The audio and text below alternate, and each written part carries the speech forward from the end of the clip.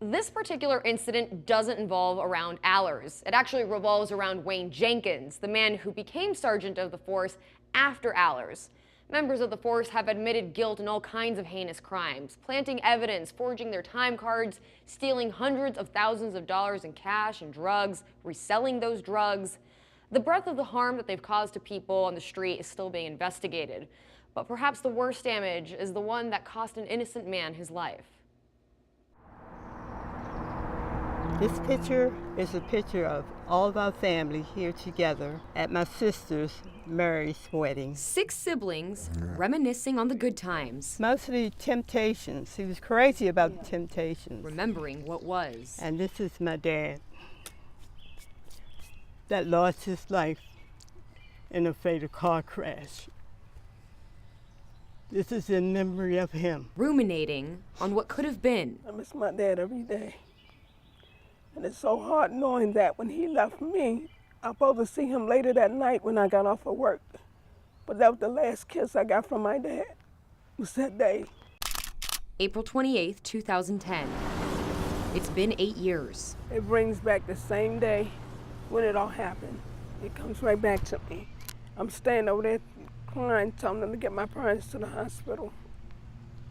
This is the result of a police chase, where officers chased down 2 men, Umar Burley and Brent Matthews. The car wasn't even on the street no more. The car was inside the steps. This is the car Dolores Davis's parents were riding in minutes after leaving her home. It was hit by Burley as police chased him and Matthews down several blocks in Gwynn Oak. When I got here, they was over in front of this people's house. The police car was there. Mr. Burley car was parked there. That day, police explained to Fox 45 what triggered the events that ultimately led to Albert Davis Sr.'s death and left his wife seriously injured. The officers observed a suspect vehicle in a possible drug transaction. As they attempted to approach this car, fled off at a high rate of speed. They were going so fast, they hit that car broadside and knocked it into my yard. They had to be going fast as can be. It ended with Burley and Matthews in custody. We were able to get 38 grams of heroin from the vehicle. Drug charges for both men, manslaughter for Burley. Meanwhile, Dolores Davis was left a prisoner of her memories. My father was in so much pain, and so was my mother.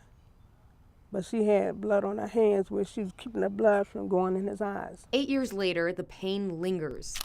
Albert is still gone, and the subjects of their anger have multiplied. The drugs found in Umar Burley's car were planted by Officer Wayne Jenkins and another officer after the accident.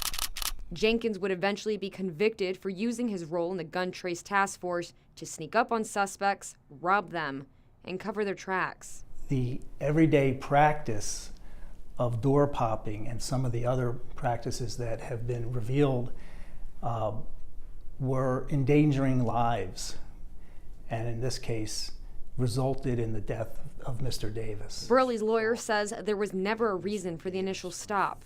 There was no drug deal. They were sitting on the side of the road, and 2 cars with men in masks and guns came out to literally rob them. That was the testimony.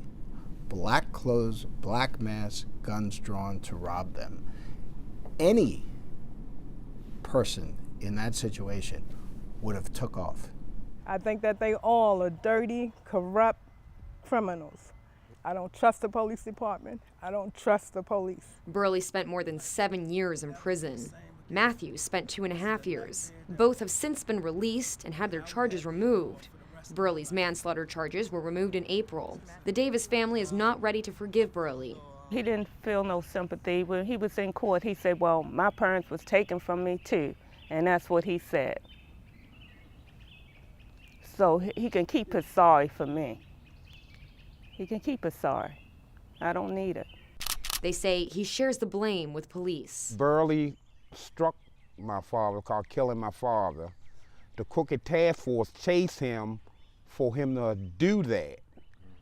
And Burley walks away, the police go to jail, but my father's dead. What seemed like a story of a drug deal gone awry has evolved into a story of the collateral damage of corruption. Leave him under the jail He had the authority to do all the stuff that he did, not only him and any of the other crooked task force, and they unleashed them on Baltimore citizens. Yeah, he needs to stay where he at. The initial blame is up for debate. But there's no question about who lost the most. A man who could still be alive today with his wife and his kids. If they want to give justice to everybody else, please give justice for my dad. He had nothing to do with what they was doing that day. They need to give him some justice. Well, there are several legal battles coming down the line. The Davis family, Umar Burley, and Brent Matthews will all be filing suit against the Baltimore City Police Department. The Davis family is still hoping to collect on a civil suit that they previously filed against Burley. In the studio, Kelly Andersen, Fox 45 News.